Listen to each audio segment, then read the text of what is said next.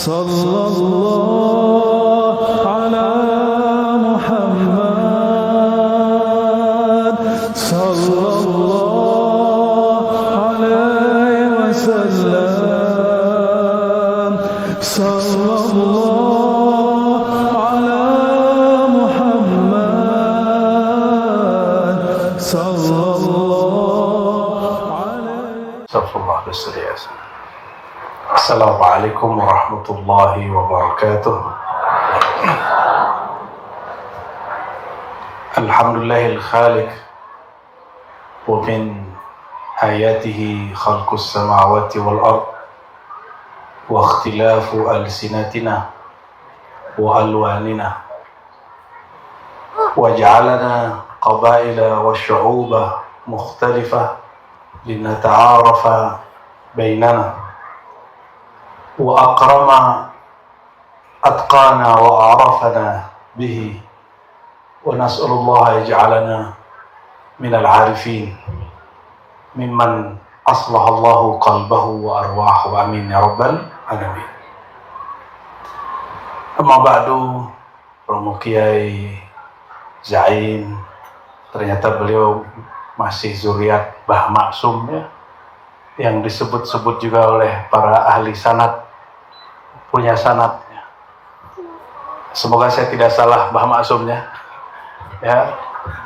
Ya. Dan juga saudaraku Kiai Dr.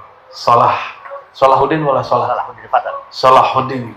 Jadi ada Salahuddin Al-Ayyubi, ada Salahuddin Al-Fatawi Al-Asmi ya. Nanti mau futuh negeri apa nih kita nggak tahu nih ya. Oh ya, sudah futuh ke Kudus. Kan Al-Ayyubi itu futuh membebaskan Al-Quds tanpa perang. Kalau beliau betul juga jadi dosen pasca juga di IAIN Kudus. Bukan menjajah Kudus tapi menfutuh Kudus ya. Allahumma shalli ala sayyidina Muhammad. Yang saya yakini orang Indonesia ini tidak ada yang betul-betul Indonesia. Jadi waktu di Jakarta lagi rame anti-anti Cino, saya bilang, emakku mukanya kayak Cina.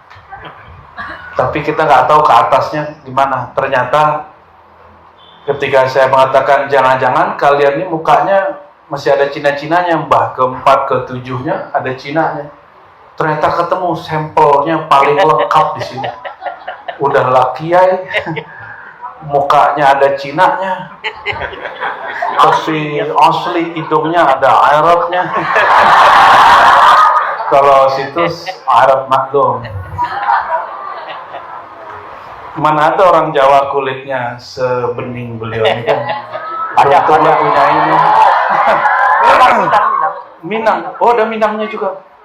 Kalau Jawa itu kulitnya kayak gini nih ya. Nih soheh ini. Jadi asamin min Minang. Masya Allah. Jadi ternyata kakek beliau yang ke generasi ke-8 masih zuriat Minangkabawiyun yang muridnya Sunan Bonang. Iya, apa ya? Sultan Minangkabau. Sultan merhum. Sultan Mahmud Al-Minangkabau. Ya, ya. Oh, berarti kita ini nyambung juga silsilahnya ini ya. Di mana? Di Sijunjung, Pagaruyung. Sijunjung. Oh, Damas Raya. Ya. Damas Raya namanya. Ya. Jadi dulu ada nama, kita ada kedatuan, bukan kerajaan. Kedatuan di negeri namanya Damas Raya. Sebelum ada satu kerajaan yang bernama Pagaruyung. Pagaruyung itu mix multikultural. Ada namanya Raja Aditya Warman, bapaknya Jawa, ibunya Minang. Kalau saya kebalik hari ini, saya Minang, istri saya Jawa. Jadinya ini nih. Allahumma sholli ala sayyidina Muhammad. Sempat milih nggak jadi orang Indonesia? Ada yang milih? Milih nggak mukanya jangan begini dong gitu. please Tuhan mukaku jangan begini dong, gitu nggak? Milih nggak? Nggak pernah milih ya. Berarti wajah ini dipilihkan, dilukis oleh yang maha melukis, al-musawwir. Dicipta oleh yang maha mencipta, al-khaliq. Apa beda al-bari, al-khaliq dengan al-musawwir? Beda sekali. Al-khaliq itu ibrazul wujud minal adam, mengadakan sesuatu yang belum ada. Itu perkataan Imam Abul Hasan Al-Ash'ari ya. Ini pada Ash'ariyah semua nggak? Atau ada yang Mu'tazilah sini? Semi Mu'tazilah. Jadi kalau nggak ada Mu'tazilah nggak ada Ash'ari ya. Kalau Al-Bari sudah ada. Jadi Allah telah menzahirkan konsepnya di dalam ilmunya. Kalau musawwir, Allah lukislah wajah kita. Maka kembar pun, ada yang kembar nggak? Ada yang kembar sini? Kembar. Wajahnya sama nggak sama saudaranya, kembarnya? Beda? Mana satu lagi kembarnya? Beda ya? Tetap beda. Coba tanya sama bapak ibunya, dulu cara bikinnya gimana bu? Gitu. Pasti dia nggak tahu. Dia taunya yang manual aja tuh suami istri. Mengenai cara bikin wajah nggak ada. Itu bukan urusan orang tua. Ya. Oleh karena itu, hari ini kalau ada orang punya lukisan bagus, itu bisa dibeli MM-an. Kira-kira muka para santri ini, mahasiswa ini kalau dilukis, lebih mahal lukisannya apa muka aslinya nih? Kira-kira mana? Adakah yang sanggup melukis wajah seperti wajah ini? Ada nggak? Yang ada imitasi. Ini lukisan, bukan lukisan mati, ini lukisan hidup. Oleh karenanya inilah perbedaan Allah bernama Al-Musawwir dengan orang yang hari ini disebut ahli seniman gambar, musawwir juga. Maksud saya menghantarkan dengan nama-nama Allah ini. Jadi Allah sendiri maha, apa bahasanya? Maha multi. Allah itu maha ragam. Tapi dia esa pada zatnya, beragam pada sifatnya, berwarna-warni pada ciptaannya. Oleh karenanya, kalau mau cari ayat Allah nggak usah jauh-jauh ke gunung, carinya cukup di pecinan ini.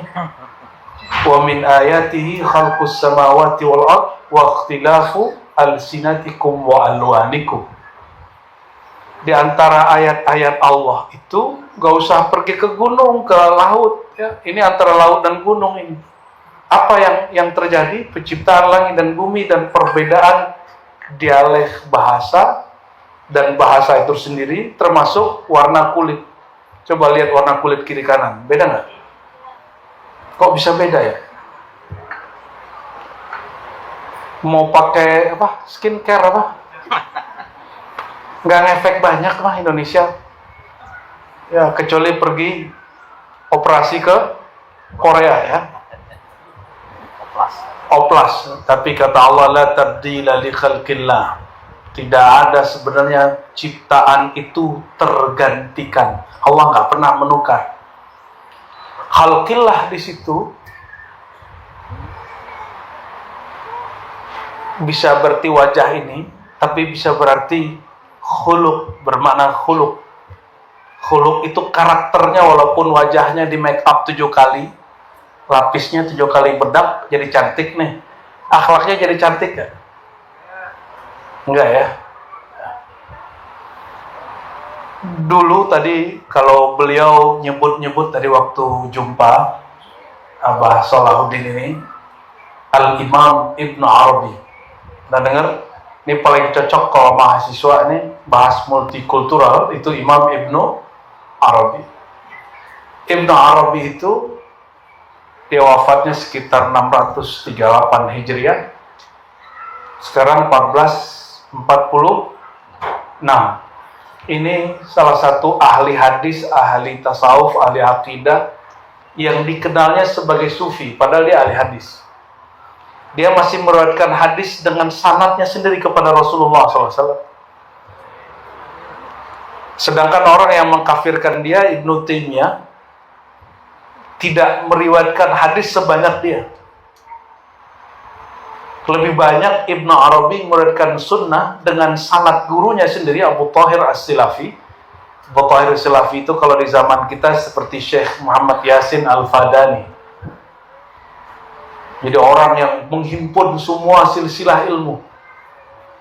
Dia sebutkan dari guruku Syekh Yasin, kalau dulu dari gurunya Syekh Abu Thahir As-Silafi, dari gurunya terus disambung kepada Sayyidina Muhammad SAW.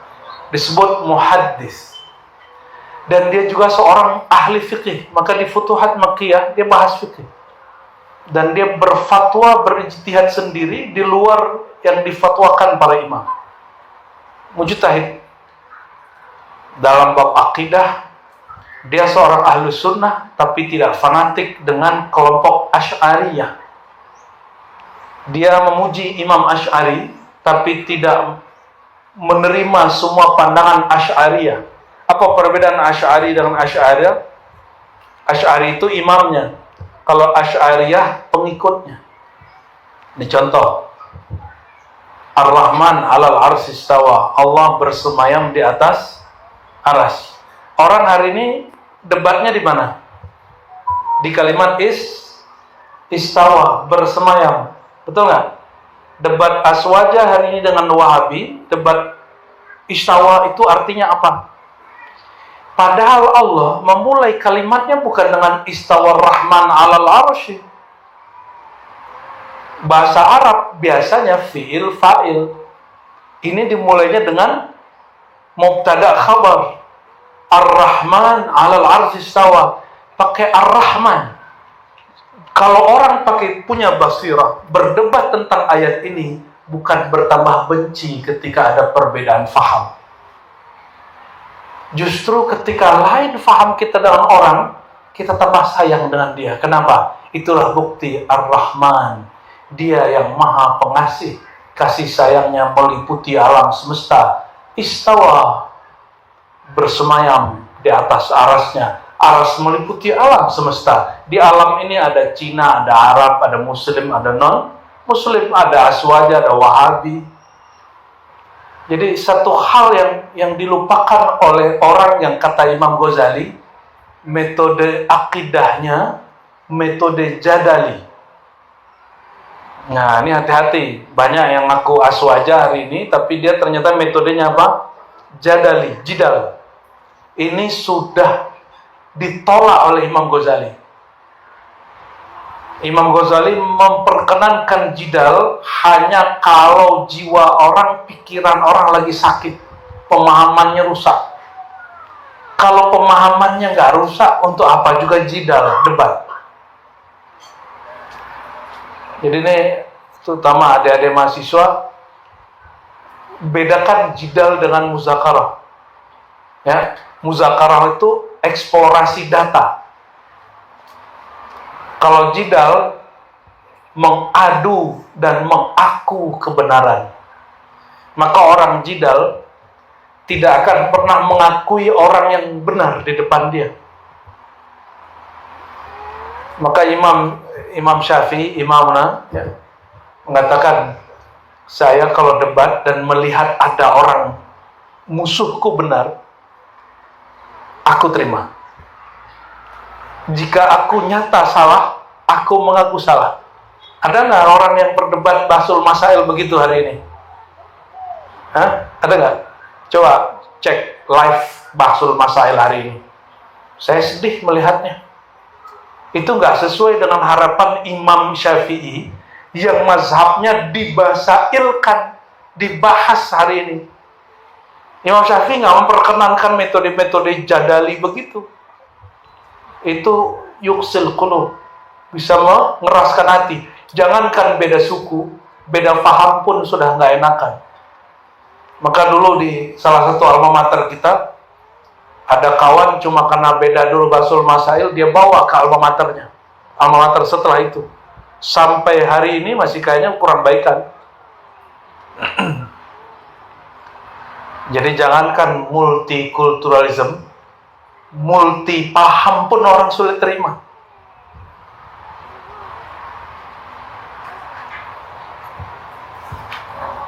Lalu kenapa mereka tidak terima? Karena mereka tidak paham. Ya, sudah ada imam yang menjelaskan Ibn Arabi. Ibn Arabi itu sampai kepada bab, kalau dia ini menyebut istilah yang agak mengerikan. Al-wahdah al-mutlaqah. Kesatuan mutlak, bahwa kita ini bersumber dari yang maha satu. Coba saya tanya, ada yang dicipta selain Allah nggak di sini? Coba katakan. Ada yang dicipta selain Allah? Adakah di sini yang rezekinya nggak ditanggung Allah, ada nggak? Sama? Betul? Serius? Yakin nggak sih? Yakin? Allah itu sebutan dalam bahasa Arab, sebutan kita ya Gusti, Pangeran, Tuhan, sama dia juga. Beda bahasa aja itu. Tuhan kita sama nggak? Kalau pergi ke Mekah, Allahnya sama nggak dengan Allah di Lasem? Jangan-jangan beda lagi. Kenapa kalau di Mekah itu orang doanya kenceng ya? Emang Tuhan di sana beda sama Tuhan di sini? Oh Ustaz, katanya itu ada multazam. Kalau doa di situ mustajab. Loh, bukannya ada hadis yang lebih sahih? Apa hadis yang lebih sahih? Innallaha la yujibu an qalbin ghafil. Allah tidak terima, tidak jawab doa orang yang lalai. Berarti iltizam dan istijabah itu bukan makani, tapi bukan juga zamani, qalbi, zauqi. Itu ada di wilayah rasa bertuhan. Ya. Tuhannya sama, betul?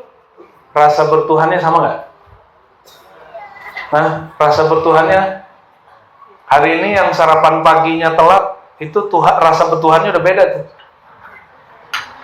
Yang sholat subuhnya telat, rasa bertuhannya sudah beda.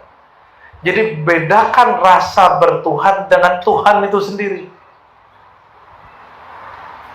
Hari ini orang mengklaim rasa bertuhan dia itulah Tuhan. Maka di filsafat disebutkan itu namanya menciptakan Tuhan. Jadi manusia itu juga berperan mencipta konsep Tuhan. Ada santri yang kena bully nggak di sini? Ada?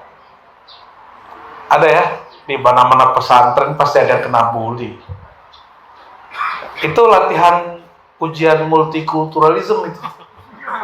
Kalau kalian karena masalah itu mundur dari pesantren, nanti pindah ke sekolah baru akan terjadi lagi. Itu ujian orang multikulturalisme. Ujian hidup beragam. Lalu solusinya apa? Solusinya ada, kalau imam terdahulu 2, kita boleh tambahin 1. Tadi Imam Narabi menyebut apa? Al-wahdah al-mut. Musuhnya menyebut dengan istilah wahdatul wujud.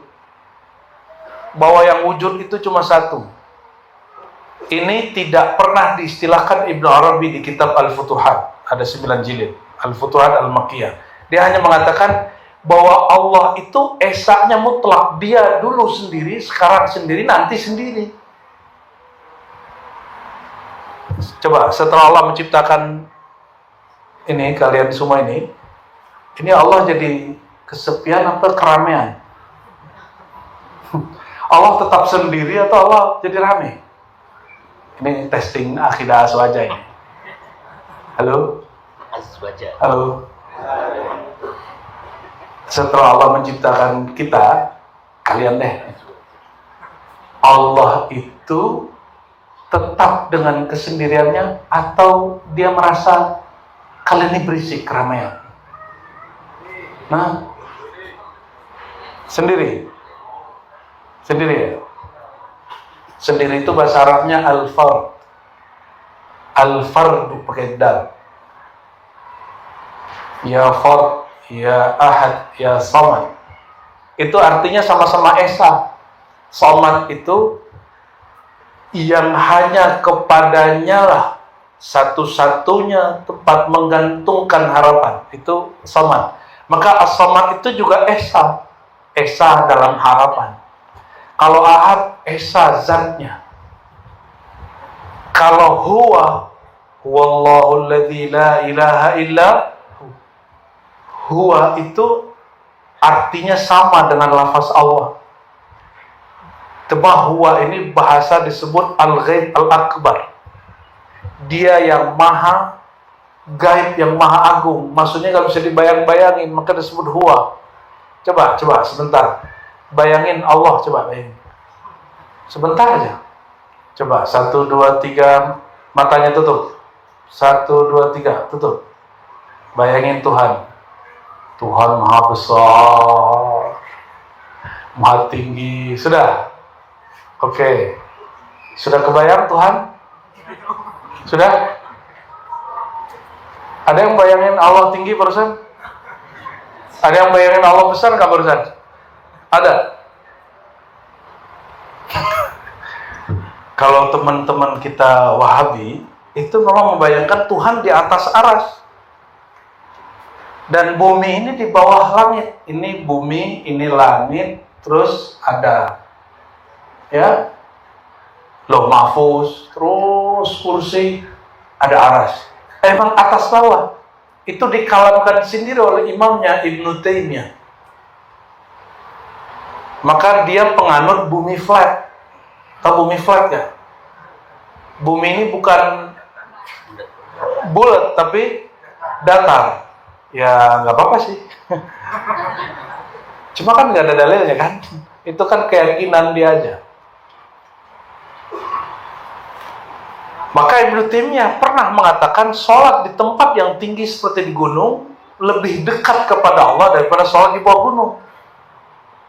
Dalil dia pakai lafaz yang dikatakan Fir'aun, wahai Haman, bangunkan bagiku Sarah, la'alli attali'u, ya, supaya aku bisa menilik itu attali'u, melihat, menengok Tuhannya Musa. Apa kata Ibnu Taimiyah? Orang Asy'ari, Mu'tazilah yang mentakwil dan tidak percaya Allah di atas itu lebih jahil kepada Allah daripada Fir'aun. Yang ngomong siapa? Ibnu Taimiyah. Yang bergelar Syekhul Islam itu. Makanya dulu Hadratus Syekh Hasyim Asy'ari punya kitabnya tapi tidak mengizinkan santrinya baca. Kecuali yang kuat. Yang sudah kuat ke ahli sunahannya. Coba nih. Ini kalian nih lebih jahil dari Fir'aun. Kata siapa? Ibnu Taimiyah. Saya bukan lagi sedang menyulut kebencian dengan Ibnu Taimiyah. Kita sedang mempelajari ada loh orang meyakini Tuhan itu sangat materialis. Sangat, kalau bahasa kita, jismiyah. Maka dia ini bilang Tuhan bukan jisim, tapi sifatnya mirip dengan jisim. Tuhan bukan benda seperti fisik. Coba kalian bayangkan ya. Ada satu benda, tas.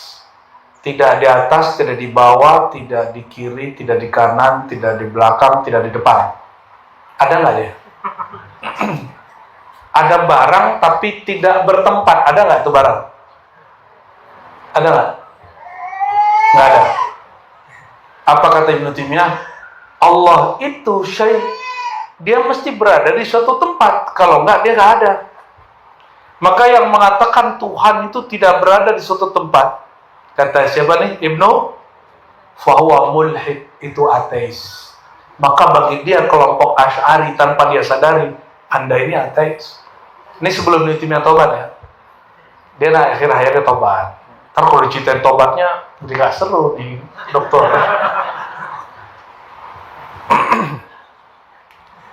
Logika Ibnu Taimiyah apa?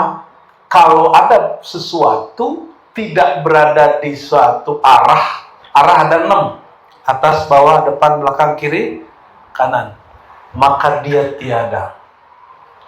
Ibnu Taimiyah lupa, itu kaedah orang-orang ilmu eksak untuk benda jism, syai' jismiyah.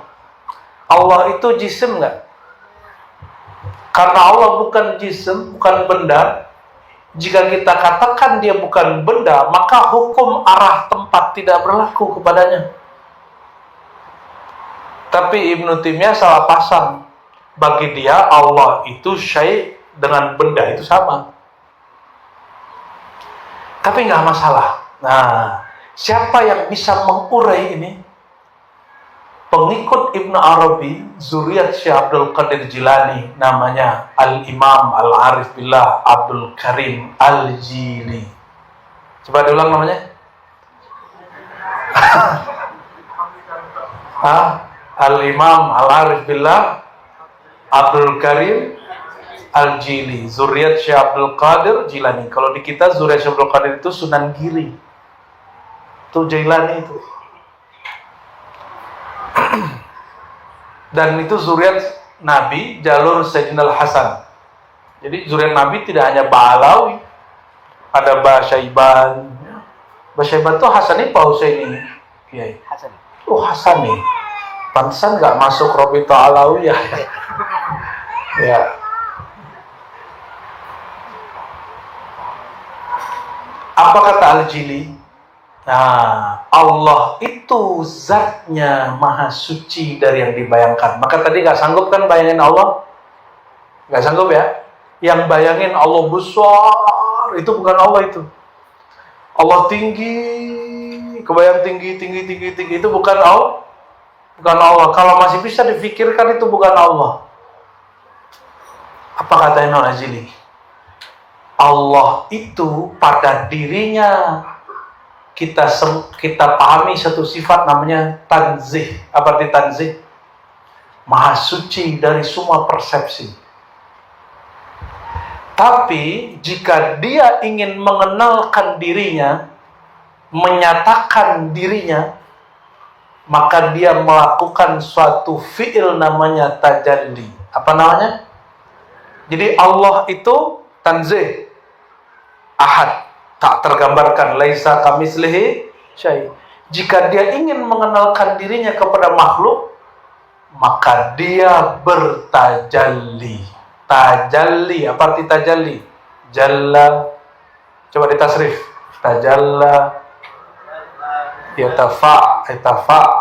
yatafa'alu, tafa'ulan. Tapi ada harfnya, ada mutallah ya, fi'illah.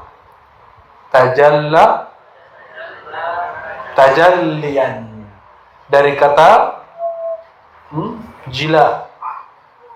Apa arti? Jelas, nyata, menyatakan dirinya. Coba dengarkan, ada satu hadis, ini hadis sahih. Kata Sayyidina Muhammad SAW, ra'aitu rabbi fi surati syabin amrat. Apa terjemahannya? Ra'aitu rabbi. Terjemahin. Kan orang pesantren ya, terjemahin ya. Ra'aitu rabbi. Pakai bahasa Jawa. Oke. Fi surati syabin amrad. Bukan amrad, amrad. Amrad itu cowok Arab belum brewokan. Pernah lihat gak? Cowok Arab belum brewokan lebih cantik dari semua perempuan yang ada di Indonesia. Maka coba cek kitab-kitab fikih Syafi'i, itu dilarang khalwah ma'asyabil amrad walaupun sesama cowok. Itulah sebabnya kenapa di beberapa asrama pesantren terjadi perilaku asusila. Ini fikih yang tidak diterapkan. Nggak boleh berduaan, nggak boleh. Ya. Untuk yang masih muda-muda, apalagi dagingnya masih seger-seger itu. Itu kalau ada yang baru masuk, wah mangsa baru nih kata orang yang udah kecanduan itu. Loh, kenapa? Karena interaksi dengan perempuan jarang. Sedangkan nafsu birahi ada terus. Makannya banyak, tidur banyak, baru ngaji langsung bismillahirrahmanirrahim. Ya, olahraga kurang, ini nafsu besar. Nggak boleh, jangan sampai berdua-duaan sama teman cowok ya. Nanti kalian dicurigai. Dan jangan juga bertiga, yang ketiganya syaitan. Allahumma sholli ala Muhammad. Ya, semoga pesantren ini aman dari perilaku itu, amin ya rabbal alamin. Terjemahannya apa tadi? Syabin amrat, pemuda yang belum tumbuh kumisnya, jenggotnya. Itu orang Arab kalau belum tumbuh kumisnya, jenggotnya, masya Allah, ajmal minan nisa, ajmal minan nisa, wallahi, ya. Nggak boleh al-khalwah. Jadi al-khalwah ma'a ajnabiyah wa khalwah ma'a syabin amrat itu haram hukumnya. Karena kita ini ada potensi ke sana semua. Hati-hati. Ya. Mau wali kek, jangan-jangan wali setan lagi. Bukan wali Allah. Oke. Kata Nabi apa tadi? Aku melihat Tuhanku dalam surah fi surati syabin amrat, dalam rupa, dalam citra pemuda yang tidak berkumis dan berjenggot. Itu gimana cara memahaminya? Apa Allah menjelma jadi pemuda? Kan enggak.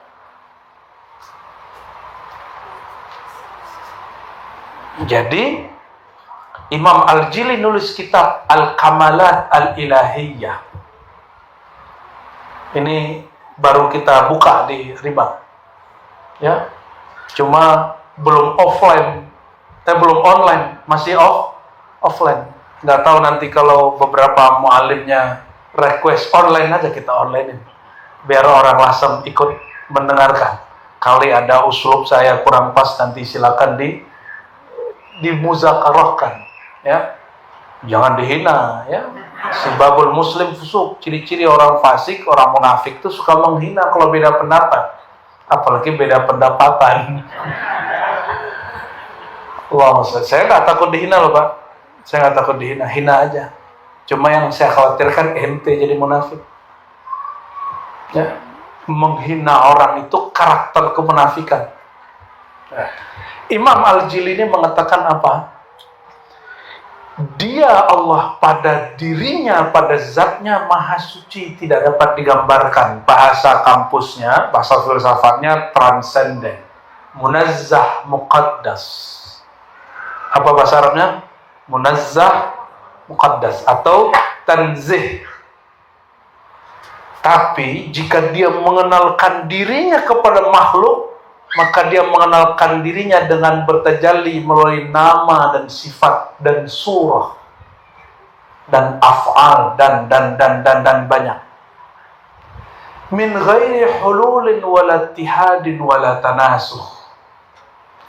Dan dia mengenalkan diri seperti tadi, Allah menciptakan atau Allah memberikan citra bentuk laki-laki yang sangat perfect. Dan lalu Nabi Muhammad SAW katakan, aku melihat Tuhanku dalam rupa, gitu. Tapi beliau membedakan ra'aitu Rabbi fi, ada kalimat apa? Fi suratin. Allah bertajalli mengenalkan diri lewat rupa. Kalau kepada Syekh Abdul Qadir lewat cahaya, datang cahaya berlapis-lapis. Tapi ternyata cahaya ini mirip sekali dengan cahaya Allah. Kalam dia yang nggak benar. Ya Abdul Qadir, ya abahtu laka al-muharramat. Aku bolehkan kepada kamu yang haram. Itu kan yang kita tahu, bahwa dia jumpa dengan Allah, ternyata itu syaitan. Tapi di kitab Al-Fathur Rabbani dia ceritakan minimal 2 kali Dia jumpa benar dengan Allah. Betul-betul jumpa dengan Allah. Siapa yang mengatakan itu? Syekh Abdul Qadir. Tapi dia jumpanya dengan metode yang lain. Sedangkan Nabi Muhammad SAW mengasih contoh bahwa Allah ini kalau mengenalkan diri bisa dalam rupa itu. Rupa ini masuk bukan ke bab akidah. Ini masuk ke bab zauq, rasa dan pengalaman rohani. Namun di mana kekeliruan itu muncul? Jika pengalaman rohani Nabi ini dijadikan sebagai bentuk akidah, maka orang menggambarkan Tuhan itu seperti laki-laki tidak berjenggot. Ini asas dari Nabi Muhammad SAW. Karena kita ini jangankan beda suku, ini beda faham aja udah nggak bisa terima. Ya, nggak bisa terima. Di Malaysia, Kiai, itu mufti-mufti sebagian negara bagian, saya kecewa ada mufti ngomong begini. Ya, si fulan sesat karena dia mengatakan jumpa dengan Rasulullah yaqzatan dalam keadaan jaga. Ya salam. Emang dia nggak percaya begituan? Mbah Baidawi mengalami itu. Ya, dihikayatkan oleh zuret-zuret beliau, murid-murid beliau. Mbah Baidawi itu bingung mau ngaji apa, dia tanya Rasulullah, yaqzatan, kamu belajar ini, belajar ini. Nih, yang menjadi ikonnya orang Lasem kan salah satunya Mbah Baidawi. Yang di dalam Jatman Jam'iyah Thariqah, gelar pertama dan sampai ini tidak ada yang berani pakai gelar itu. Asy-Syaikh Ar-Rais Al-Akbar. Nggak ada yang berani pakai gelar itu. Rais paling agung. Nggak ada yang berani, Pak. Hanya beliau tuh, Baidawi itu. Jadi harusnya orang sini paling banyak jatmannya ya. Jam'iyah Thariqahnya. Cuma saya dengar-dengar Thariqah sudah jarang berkembang. 1-2 aja. Semoga berkembang kembali. Amin. Amin. Rabbal alamin. Jadi itu pengalaman rohani Nabi Muhammad SAW, ya. Jangan itu dia kini. Jika pengalaman Nabi saja tidak boleh dijadikan sebagai mu'taqad, apalagi pengalaman Syekh, Mursyid, Sufi, Kiai. Jadi pengalaman rohani, pengalaman bertuhan itu beda dengan akidah kepada Tuhan itu sendiri. Ya. Semoga santri-santri pusingnya. Ini saya diminta ngomong yang aneh-aneh sih jadi ya. Nah, lalu itu metode Imam Ibn Arabi. Bahwa alam ini ada karena diadakan yang maha ada. Tapi setelah dia menciptakan yang ada ini, dia tetap sendiri dengan keadaannya. Alam itu tetaplah fana dengan keadaannya, dan tidak mungkin Allah yang qadim, yang azali berdampingan dengan yang hudus, yang baru. Jadi kalau disebut innallaha qaribun, Allah dekat, atau innallaha ma'al apa? Maunya ma'a apa? Ma'a sabirin apa ma'a apa? Sesungguhnya Allah bersama orang yang sabar. Tahu kenapa? Karena yang benar-benar sabar itu hanya dia. Dia bersama dirinya sebenarnya. Orang sabar itu dapat percikan nurus sabur. Nur sifat sabarnya Allah. Maka innallaha ma'as-sabirin. Allah tidak bersama dengan jasad kita, tapi dia bersama dengan nurnya sendiri yang ada pada diri kita. Kalau ini kan fana.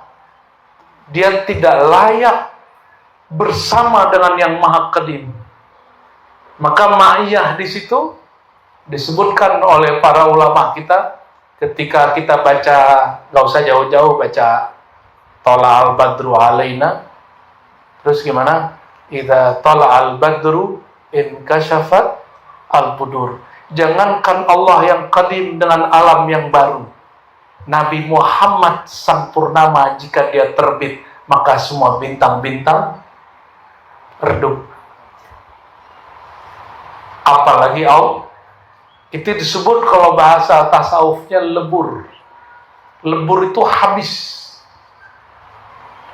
Innallaha ma'as sabirin. Kapan Allah membersamai orang sabar? Allah itu tidak pernah bersama makhluk yang baru. Dia hanya bersama dirinya sendiri.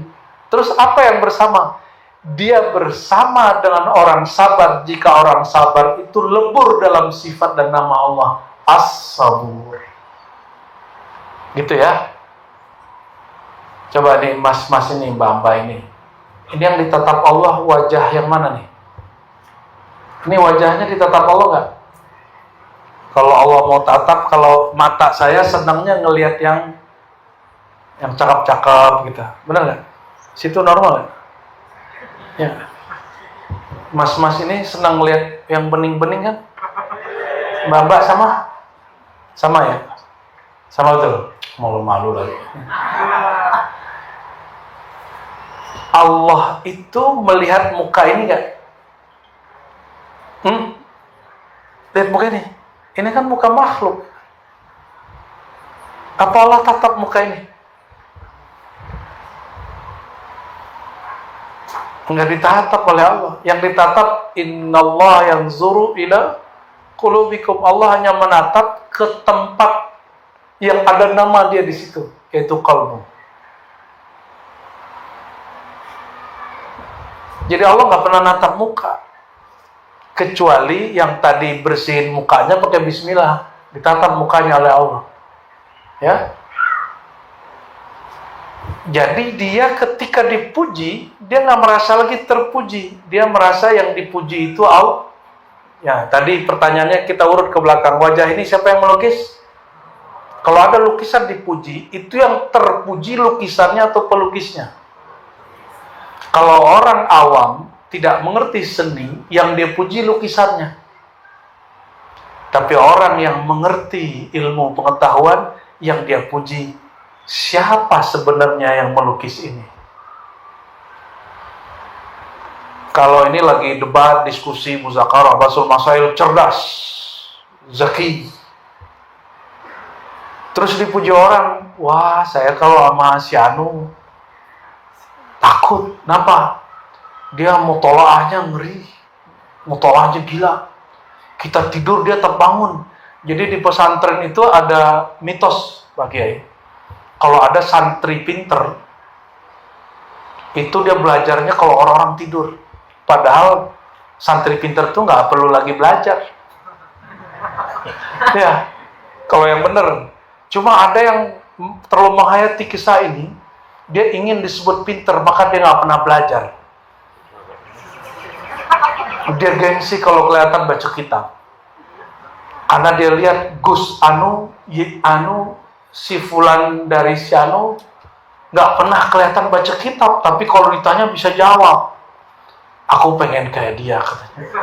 Yang ditiru nggak baca kitabnya. Allahumma sholli ala Muhammad. Benar ya? Itu di pesantren ada begitu kan? Ada cerita begitu. Kalian udah kena prank syaitan gitu ya.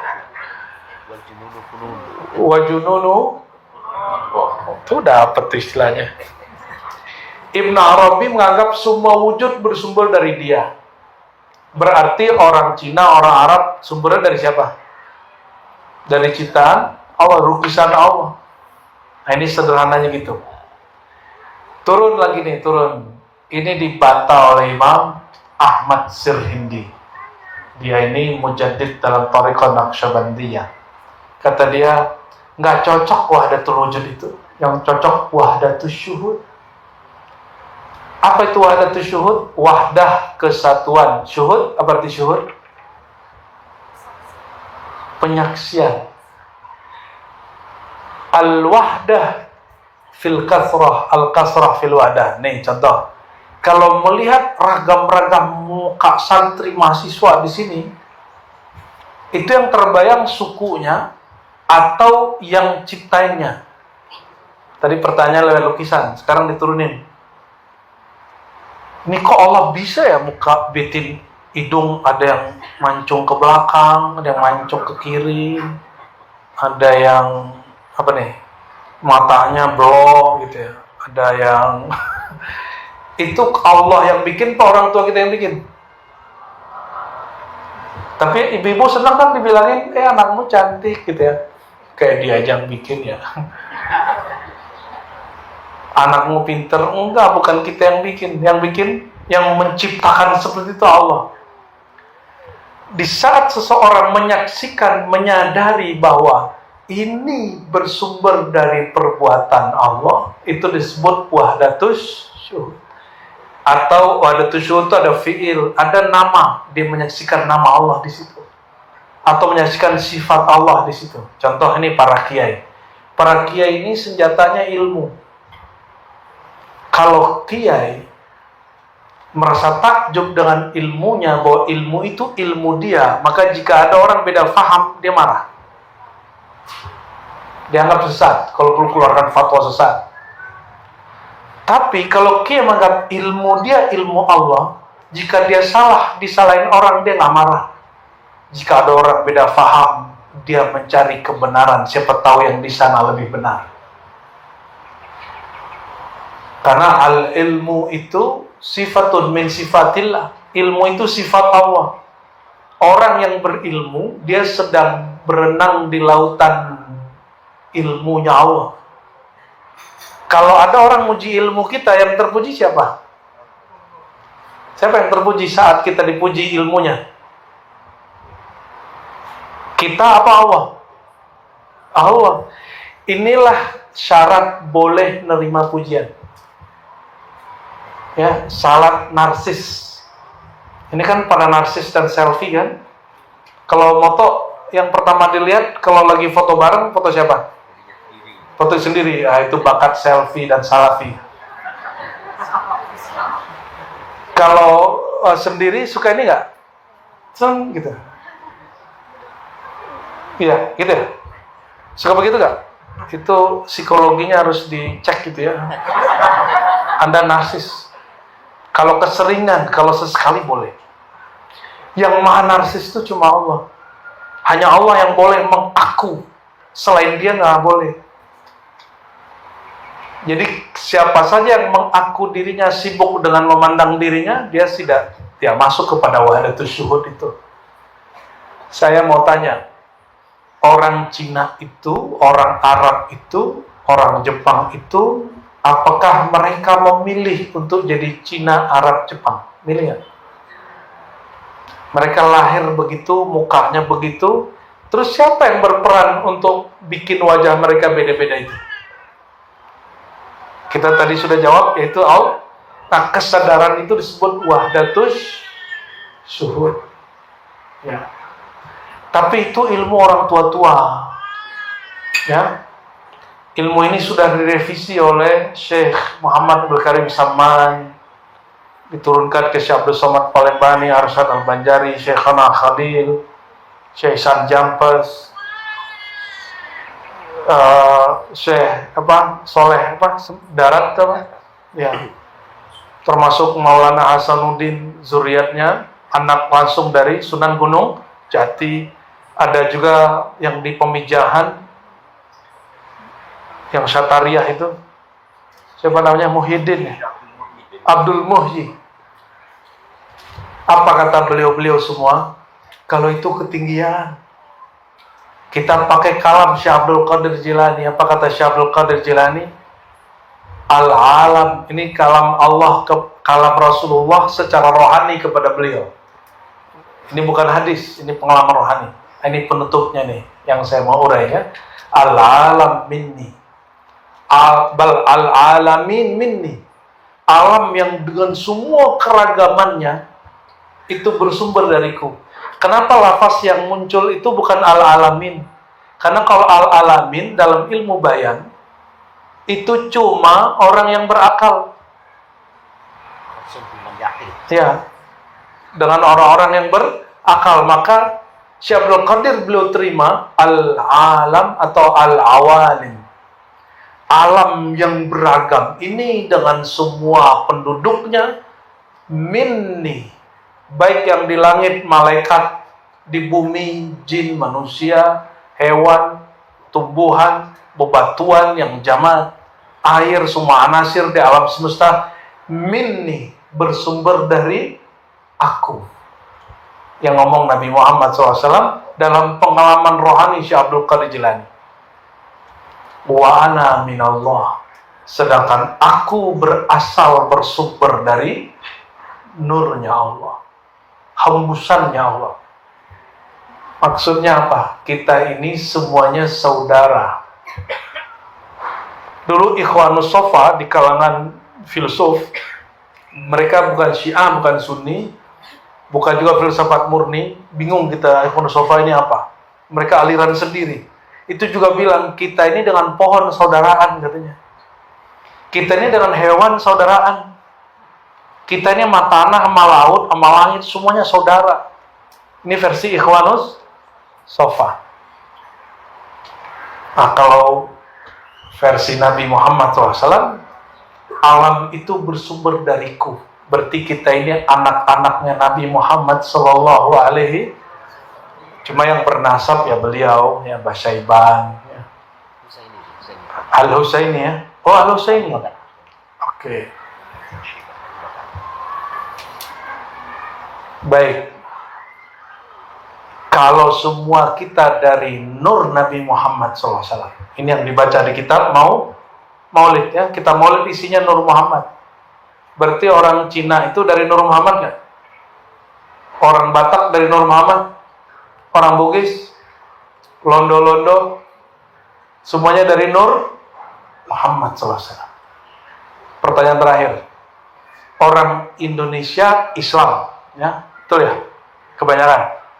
Apakah Islam itu orang Indonesia? Orang Lasem Islam. Apakah Islam itu orang Jawa Lasem? Ini pertanyaan terakhir. Paham nggak maksudnya? Pertanyaannya. Hari ini orang mengklaim agama itu milik satu suku dan bangsa. Islam itu identik dengan Arab dan suku-suku yang ada di Indonesia. Padahal suku-suku ini tidak ada kaitannya dengan Islam.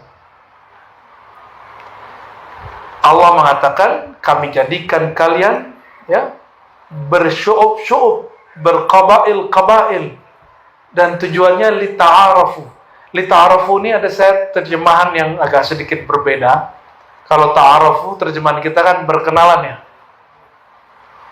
Kalau tafsir isyarinya lita'arafu, supaya kalian saling memupuk kemakrifatan. Karena kalimat setelahnya inna akramakum innallahi atqakum. Inna akramakum, sesungguhnya yang paling akram. Kalau terjemahan biasa, akram apa? Mulia. Coba pakai terjemahan lain. Akram, orang paling keramat. Oke, kita pakai terjemahan itu ya. Inna akramakum, orang yang paling keramat di antara kamu. Atqakum, orang yang paling atqa. Takwa. Takwa itu sarung, baju, suku, kopiah, serban, atau qalab. Jadi kalau serbannya lebih tebal, dia bertakwa nggak? Atqa nggak? Kalau jilbabnya lebih lebar, itu atqa nggak? Kalau kemana-mana pakai kopiah, pakai sarung, ya. Ini teman kuliah, lagi kuliah dulu doktoral, pakai kopiah. Kebetulan hari itu pakai kopiah, habis pengajian datang ke kampus, ternyata ada santrinya. Ini cium tangan. Habis itu dia ngomong, alhamdulillah gua pakai kopiah. Ya, kalau nggak pakai kopiah apa kata santri? Ya, masa Gusnya tidak pakai kopiah? Oh, berarti pakai kopiah karena sampean Gus toh ya.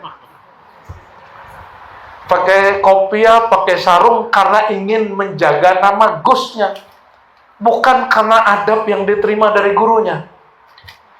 Beda toh? Beda. Dia meyakini pakai kopiah itu adabul ilm, adabul muallim. Itu lebih benar daripada jaga nasab. Nah, kembali yang tadi, atqakum. Apa atqakum? Yang paling bertakwa. Takwa di mana? Qalbu. Jadi kalau diterjemah, terjemahan kita sekarang perlu direvisi.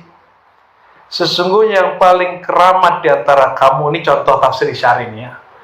Atqakum, orang yang paling mengenal kalbunya, menjaga kalbunya kepada Allah. Harusnya begitu nerjemahin. Karena kata takwa hari ini sudah jadi baju takwa. Di sekolah umum ada istilah baju takwa. Atqa kata Nabi, at-taqwa hahuna, takwa itu di dada, di dalam kalbu. Berarti kalau nerjemahin ayat ini yang tepat gimana? Atqakum, orang yang paling menjaga kalbunya kepada Allah. Dari kata wiqayah, toh?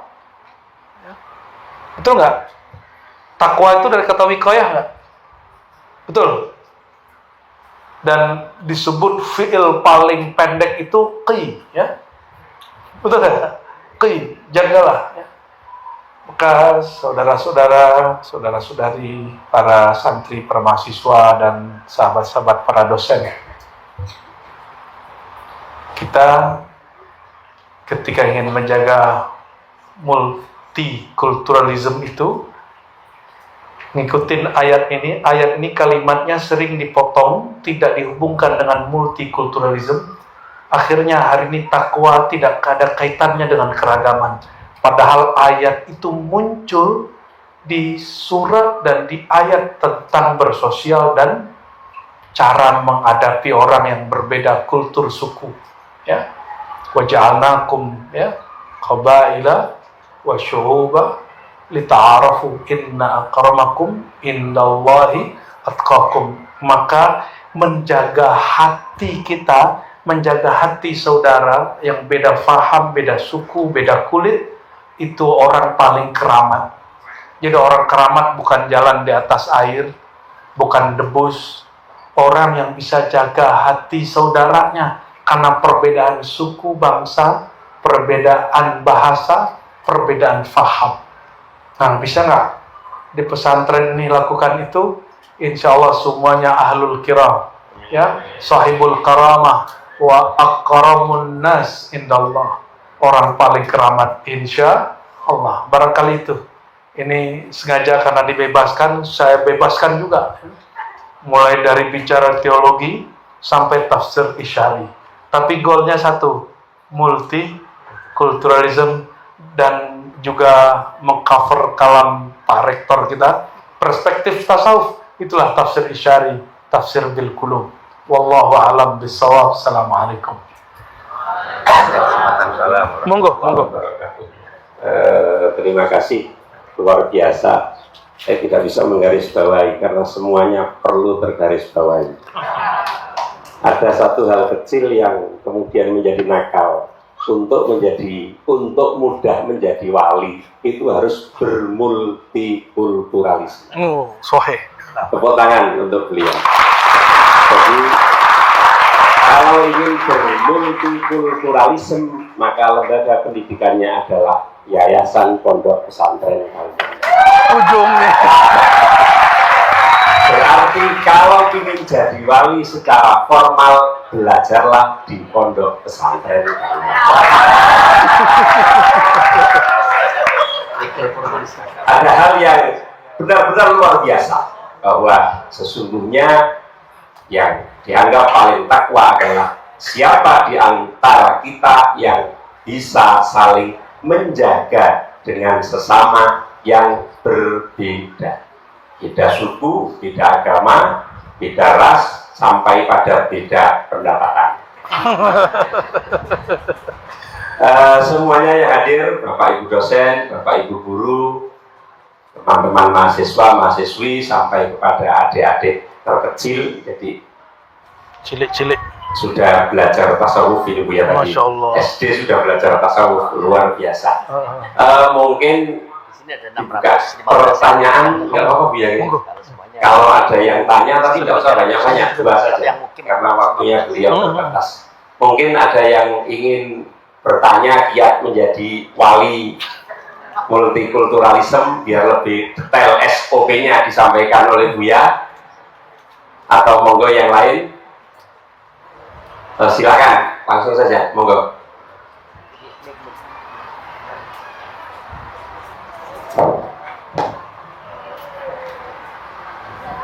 Langsung aja.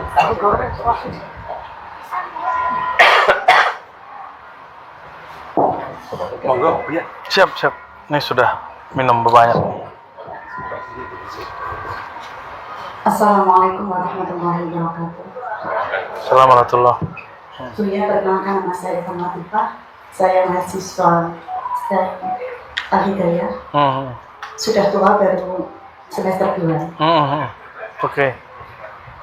Tentang tadi apa yang disampaikan oleh Buya tentang takwa, yaitu orang yang tahu menjaga qalbunya.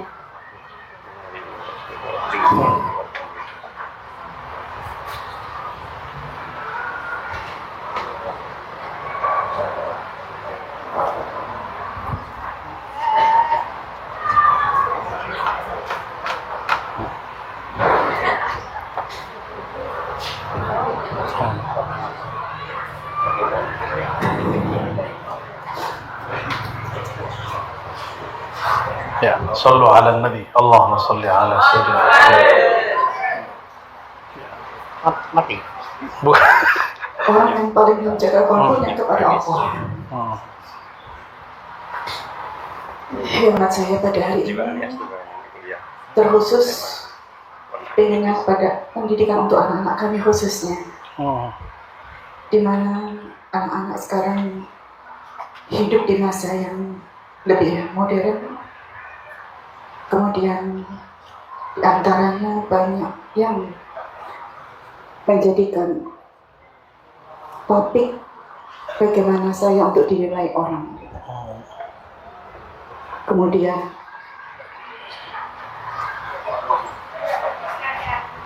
berani melakukan hal-hal yang di luar syariat hanya untuk bagaimana dinilai orang dan takut ketika dimaki orang. Maka Buya mohon arahannya agar kami, khususnya para orang tua, juga nantinya juga bisa mendidik anak-anak, mampu menjadikan ruhiyahnya, memandang semua itu karena Allah. Terima kasih. Assalamualaikum warahmatullahi wabarakatuh. Langsung. Mbak siapa tadi? Eva, ya. Jadi nanyanya sudah langsung pakai kolbu. Nyambung. Belajar tasawuf tuh gampang. Coba kalau dibully orang, balas atau diem?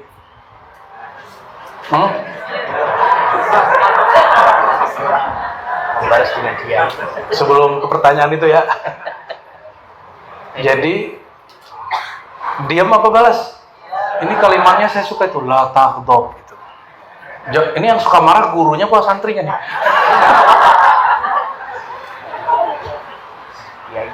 Kiainya. Ketika kita bilang ke santri, sabar ya, itu sudah tasawuf. Karena sabar tidak ada di kitab akidah, nggak ada di kitab fikih, adanya cuma di kitab tasawuf. Kalau berbuat yang ikhlas ya, ngomong karena SD kan, itu pelajaran tertinggi dalam tasawuf kita ajarin ke anak-anak. Maka saya agak sanksi juga nih sebagian kiai yang melarang ngajarin tasawuf. Dia ngomong ikhlas, sabar tiap hari, tapi dia bilang gak boleh ngajarin tasawuf ke anak-anak. Gimana caranya dia mengajarkan ikhlas? Ternyata dia tidak punya tasawur, deskripsi yang tepat tentang tasawuf. Nah, ini juga yang menjauhkan anak-anak kita dari tasawuf. Bagaimana dengan anak-anak kita yang hari ini menghadapi pancaroba dan fasilitas? Nggak usah khawatir. Innallaha ma'ana. Allah dulu, sekarang nanti sama nggak? Sama. Orang dulu waktu saya masih kecil, guru saya bilang, hari ini itu kita punya saingan nak. Apa Abu ya? Gitu. Kita manggil guru kita Abu ya dulu. Guru hari ini sudah tergantikan oleh guru besar. Guru besarnya apa? Dulu TV. Jadi beliau marah dulu ketika santrinya nggak banyak yang datang. Kalau kami kan santri nggak nginep. Kami itu datang ke rumah syekh malam-malam, pulang jam 2 gitu. Siang-siang sekolah. Malam-malam kita ngaji, talaqi. Jadi saya ngaji ihya, ngaji hikam, ngaji kitab-kitab malam-malam. Habis isya nanti ngaji, ada zikirnya sampai kemudian sepertiga malam terakhir baru kita pulang. Agak beda dengan tradisi Jawa ya. Tapi murid-murid beliau menyusut dan beliau sedih dan mengatakan, ya hari ini ada guru besar saingan kita, yaitu TV. Kalau hari ini guru besarnya apa? Handphone, cemburu sama handphone, itu nggak waras. Guru saya nggak cemburu, dia cuma menjelaskan tentang fakta bahwa orang lebih senang nonton TV. Tapi dia nggak pernah banting TV, nggak pernah. Kita hari ini gagal didik anak, itu salah handphone apa salah kita? Ayo, mohon maaf, ini ada artis hijrah. Dia bilang ke temennya, gue nggak mau lagi balik ke komunitas gue. Kayak gitu kan, artis kan gitu ngomongnya. Ya. Lo kenapa? Gue kalau di sana ntar diajak lagi maksiat. Oh, jadi dalam konsep dia jahat itu karena diajak orang. Dia lupa bahwa kejahatan itu ada di sini. Coba malaikat masuk ke tempat dugem, itu jadi ini nggak? Jadi otaknya jadi seksi nggak? Enggak ngaruh. Coba bawa iblis masuk ke dalam Ka'bah, itu jadi santri nggak? Atau bawa ke hadapan Abah nih, Abah Zain, sendikodau sam'an wa ta'atan, kan gitu. Enggak bakal. Kenapa? Ya setan mas setan aja. Maksudnya sederhana. Apapun yang terjadi hari ini, kita tidak menyalahkan siapa-siapa. Maka anak-anak jangan dilarang juga main handphone. Semua teman-teman main handphone kok. Itu handphone yang nyalain siapa? Manusia. Kan udah ada aplikasi yang baik, ada aplikasi yang kurang baik. Kasih yang baik. Ini kita usulkan ada TikTok for Kid ya. Kalau YouTube kan sudah ada YouTube Kid. Betul nggak? Ini semoga nanti orang TikTok dengar rekaman ini. Ada TikTok for Kid. Biar aman nih anak-anak. Biar nggak nonton yang nggak jelas-jelas itu. Tapi itu handphone barang nggak ada ruhnya. Ruhnya ada di kita. Yang punya kudrat iradat kita. Handphone nggak apa. Maka kalau ada anak salah, bukan salah handphone, bukan salah gadget, itu salah kita. Ya, maka Nabi SAW mengatakan, Inna a'da'adaika mabaina janbaik. Musuh terbesarmu dirimu sendiri.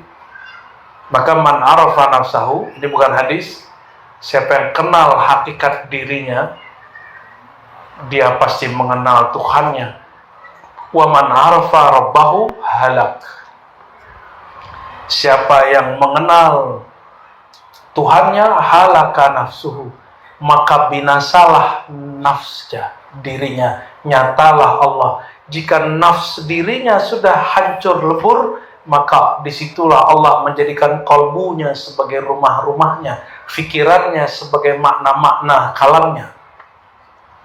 Jadi orang yang sudah menghancur leburkan dirinya, Allah ganti kalbunya jadi Baitullah. Allah ganti fikrahnya menjadi ilham-ilham Rabbani. Cuma kan kita nggak mau lebur. Jika ilmu fikih ada gurunya al-faqih, belajar qalbu, gurunya siapa?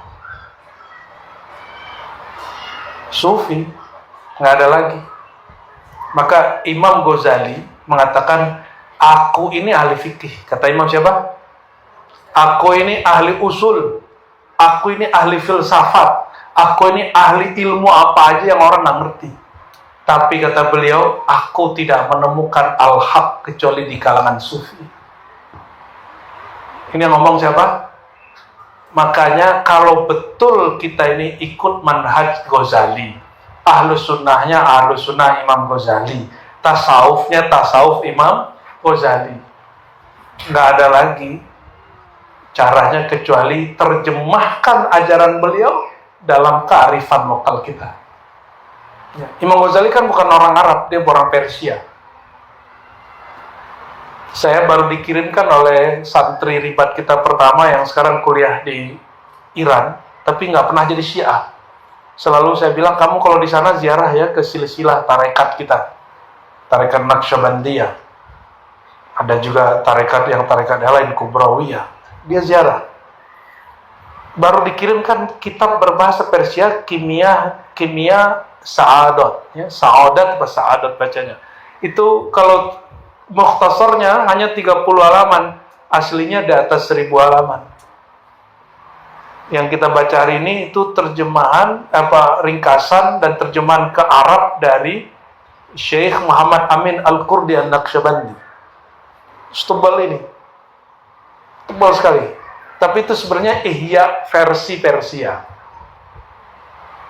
Dikirimin. Karena Imam Ghazali dia juga poligot. Apa arti poligot? Bisa ngomong banyak bahasa. Dia sekali majelis di kampusnya Jami'ah Nizamiyah itu yang hadir sekitar 300-an orang dan semuanya faqih, alim, usuli, mutakallim. Karena dia membangun al-jaw al-akademi, al-ilmi, jadi nuansa keilmuan akademis. Santri dia, mahasiswa dia, kalau sekarang pasca sarjana, namanya Ibnul Arabi Al-Ma'afiri, bukan Ibnu Arabi yang tadi. Ibnu Arabi Al-Ma'afiri, pengarang kitab Ahkamul Quran dan Aridatul Ahwadi Syarah Tirmizi, Sunan Tirmizi. Itu orang, dia jadi alim asbab Ghazali, tapi paling pedes ngomongin Ghazali. Apa kata dia? Guruku Ghazali ingin memuntahkan filsafat, tapi apa boleh buat, filsafat sudah jadi darah dagingnya. Fahuwa masmumun biha, dia telah teracuni oleh filsafat. Ini murid nih ngomong, murid ngomongin gurunya, karena dia lihat gurunya beda mazhab, dia Maliki, gurunya Syafi'i, itu dia hajar terus Imam Syafi'i itu, mengerti Syafi'i itu gila-gilaan. Tapi dalam tasawuf dia ngambil kepada Ghazali dan tidak pernah mengata-katai Ghazali apapun kecuali yang indah. Teori wali kutub, wali ghaus, abdal itu dari Ghazali ngajarin Imam Ibnul Arabi. Ya. Jadi kita nggak mesti Arabi ketika mengajarkan kita bahasa Arab. Ya. Orang lupa negeri kita ini sebenarnya lebih Islami dari manapun. Cuma serbannya emang kurang keren. Ya.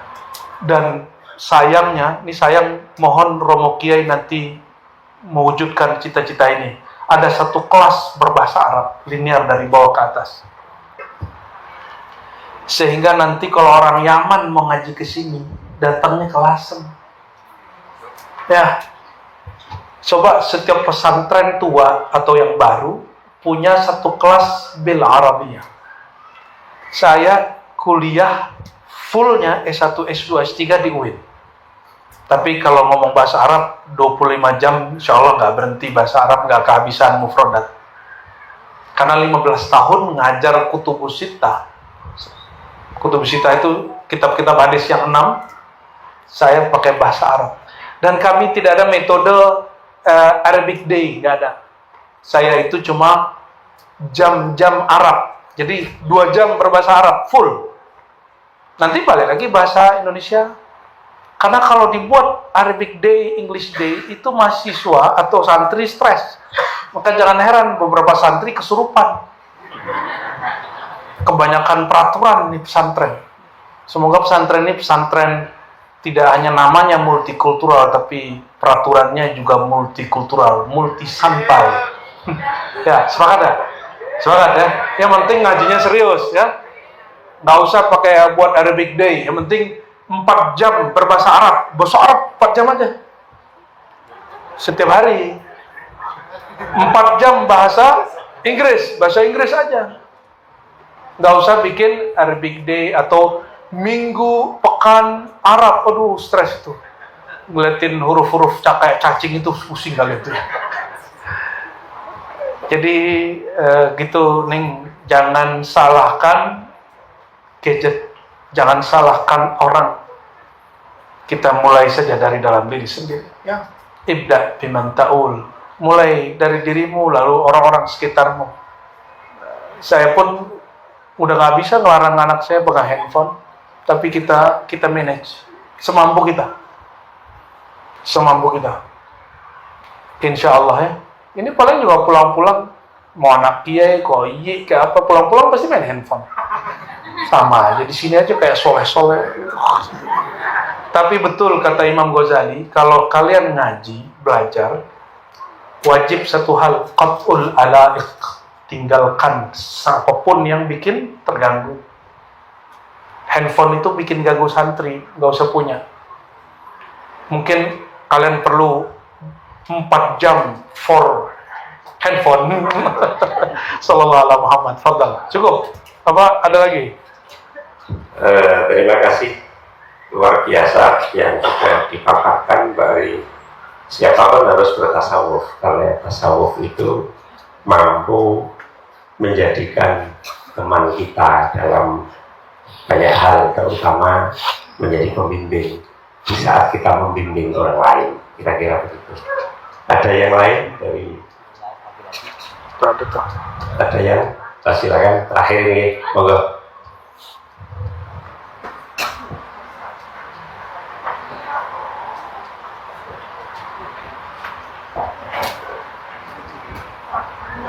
Ada bahasa apa, tulisan aksara ini? Iya, Cina. Cina. Iya. Kanji apa? Dari seorang Chinese yang akhirnya dia menulis itu. Dia tidak berani dengan kakinya, tapi dengan tangannya. Saya Maksudnya dia masuk Islam.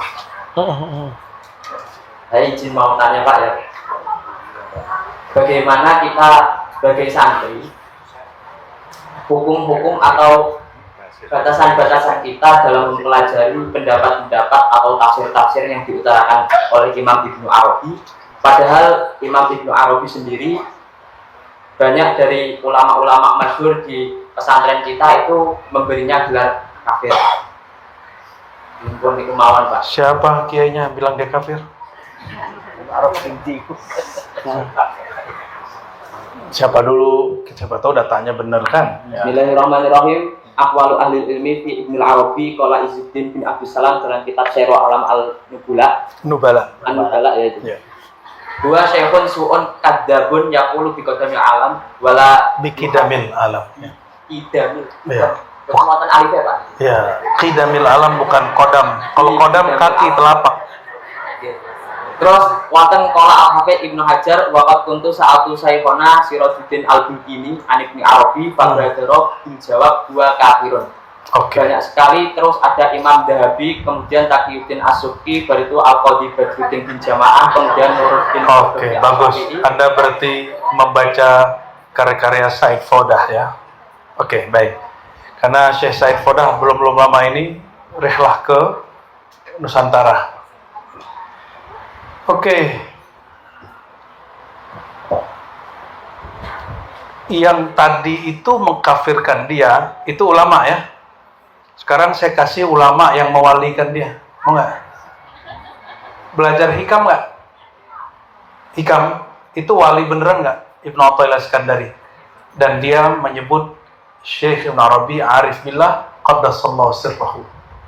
Oke. Guru dia Abu Abbas Al-Mursi juga sama. Sedangkan Abu Hasan Syazili sezaman dengan Ibnu Arabi. Ya, sezaman dengan Ibnu Arabi. Mau lagi nggak? Mau lagi? Pikir beliau itu dalam dari dia akan melakukan jawaban sendiri, yang mana jawaban sendiri itu madhabnya itu nggak mustahil secara kita. Oke, baik. Yang satu-satu dulu dong, pendapat dia dulu ya. Ente kebanyakan baca juga kayaknya. Bagus, bagus. Kita ketemu talib yang begini kita senang. Tangan. Allahumma sholli ala Muhammad. Status Ibnu Arabi sebagai Syekhus Su' Kadzab atau kata Bulqini kafir atau kata Al-Biqai. Al-Biqai kan ya taraja. Dia kan punya buku tentang tentang fadaih tasawuf, tapi kemudian ya taraja anhu. Ya.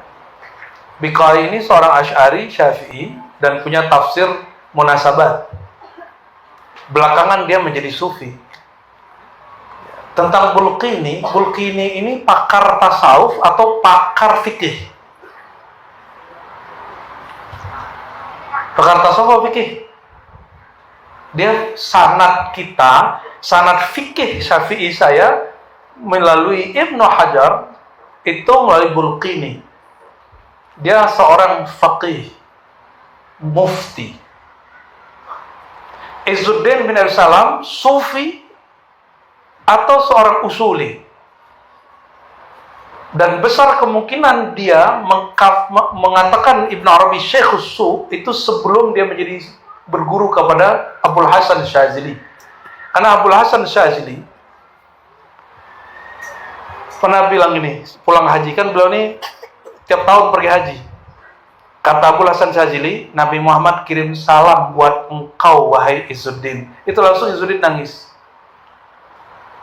Setelah itu dia jadi murid Abul Hasan Syazili. Abul Hasan Syazili tidak pernah mengingkari Ibnu Arabi.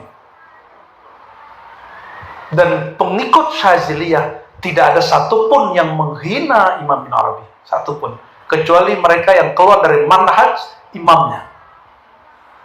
Terus gimana? Nah, coba perhatiin tadi. Hatta Syekh Said Foda itu sufi atau ahli kalam? Ahli kalam, usul. Jadi jika mereka mengkafirkan Ibnu Arabi, saya tidak menyalahkan mereka, tapi ada satu yang disebut epistemologi yang lompat. Nanti ente belajar namanya epistemologi. Ya, epistemologi itu kaifa tadri syai'an, kaifa tudriku syai'an, kaifa ta'rifu syai'an. Bagaimana engkau cara tahu? Kalau untuk tahu bahwa ini rumah apa namanya nih Pak Kiai? Joglo. Pecina, rumah Cina itu pakai merem apa pakai mata? Ya, benar. Betul? Mau lihat muka orang pakai hati atau pakai mata? Itu namanya empiris. Hissi. Secara hissi. Oke. Tuhan itu ada tiada, pembuktiannya pakai apa? Pakai akal, pakai mata, atau pakai hati? Atau bisa semua? Apa kata orang ateis? Apa bukti Allah ada? Kan gak kelihatan. Itu orang paling bodoh alam semesta itu. Jadi orang ateis itu gak keren. Walaupun gadgetnya banyak dan channel YouTube-nya banyak. Karena mereka baru pada epistemologi dasar yang di semua binatang ada. Ini bahasanya agak kasar dikit nih. Epistemologi hewan itu. Kalau akliyah itu manusia.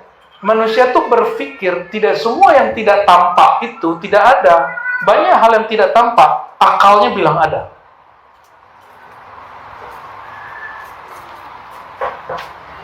Coba, yang bikin ini kelihatan nggak? Nggak, berarti dia nggak ada dong. Nggak gitu. Bukti ada yang bikin ini, barangnya ada toh. Itu ilmu kalam, ilmu akidah, akliyat. Bukti alam Allah itu ada karyanya. Ini perbedaan sufi dengan ahli kalam. Ahli kalam itu membuktikan Allah itu ada dengan alam yang bakal tidak ada.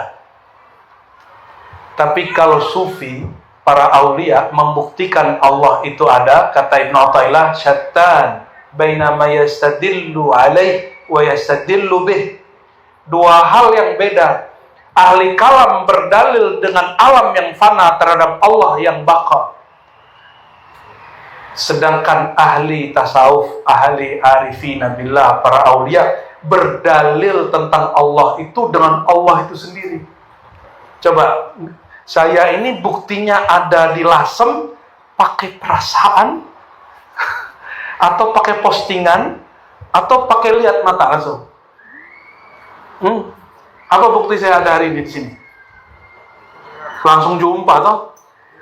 Buktinya kalam kabar dari status teman atau aku juga hadir gitu.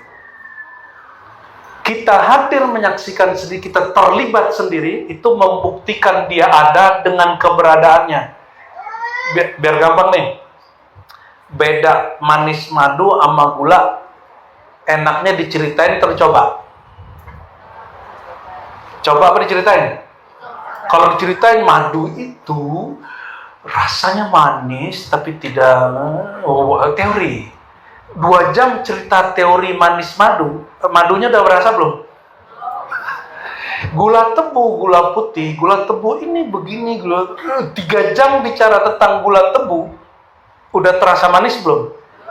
Inilah perbedaan ahli kalam dan ahli sufi. Mohon maaf, ya, mau ribu orang mengkafirkan Ibn Arabi, orang nggak tahu rasa manis bertuhannya Ibn Arabi, orang nggak tahu. Hanya dia yang tahu. Ya, hanya dia yang tahu.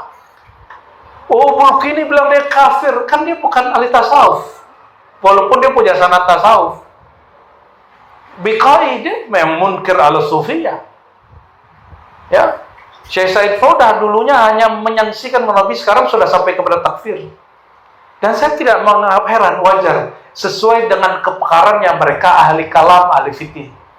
Ahli kalam bil aql.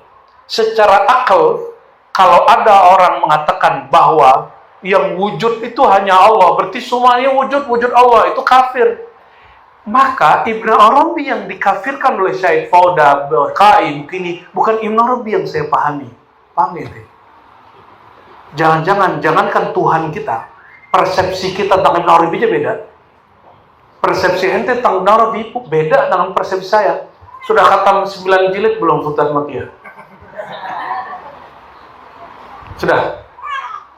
Berarti ente menilai Ibn Arabi dari orang. Kalau saya nilai Ibn Arabi langsung dari kitabnya. Kata Ibn Arabi, man qala bil hulul fadinuhu ma'lul wa ma qala bil ilhad illa wa huwa mulhid. Yang mengatakan Allah menyatu dengan makhluk menyatu dengan Allah, hulul ittihad, itu agamanya rusak dan dia ateis.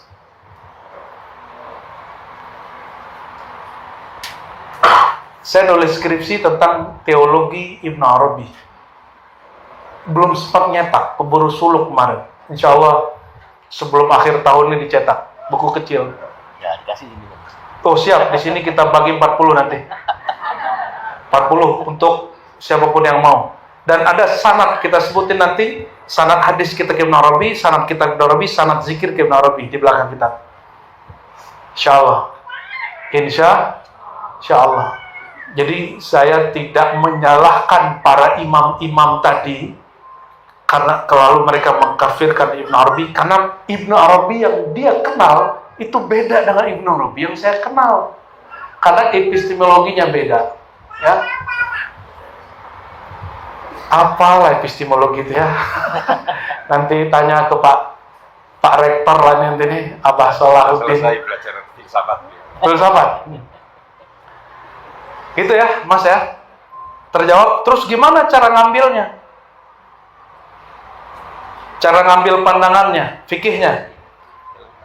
Ente gak perlu pakai pandangan dia, beresin dulu Fathul Mu'innya. Beresin dulu ya karyanya Ghazali, Al-Wajiz. Coba deh baca Al-Wajiz. Nanti baca Ibn Arabi, biasa, standar. Kerenan Ibn Arabi ngomong fikih daripada kerenan Ghazali ngomong fikih daripada Ibn Arabi. Saya pastiin, saya bukan lagi menghina Ibn Arabi, tapi menurut saya lebih keren Ghazali. Ghazali itu bukan multikultural, multi talent. Semoga santri, mahasiswa multikultural ini juga multi talent. Amin ya Rabbal. Jangan patok diri saya harus jadi ahli fikih, enggak. Saya harus jadi ahli tasawuf, enggak. Ini sebagai penutup, S1, S2, S3 saya akidah, bukan tasawuf. Tapi saya ngambil S1 kedua hadis.